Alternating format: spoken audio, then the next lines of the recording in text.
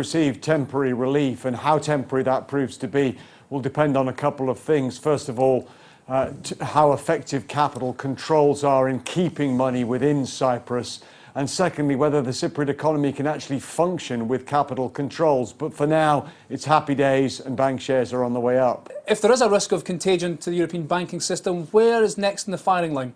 Well, Cyprus, of course, although there's a temporary resolution there, solves nothing for the rest of Europe. The biggest problem is there's an absence of growth, there's ongoing austerity, and there's no real prospect of growth picking up. The immediate attention now focused to Italy, which is still not functioning, depending on how you want to look at it, without a government, and whether we can get any kind of answers there. But we still have a very large amount of private credit to GDP in a number of European nations, significantly more so than in the US, and that kind of issue is nowhere near resolved.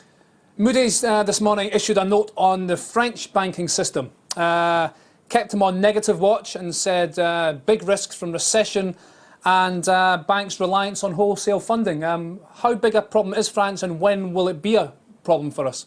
Well, France is the motherlode of all problems for the EU, because even if there are ways and means in place to provide liquidity to Spain and Italy, and that is highly doubtful, there is absolutely no way that the EU would be able to deal with the French banking system. But the dominoes are lined up, and they're named in pretty reasonable and well-known order: Spain, Italy, and then France. So we've probably got to deal with another crisis in Spain and another crisis in Italy before we deal with the big problem, which is France.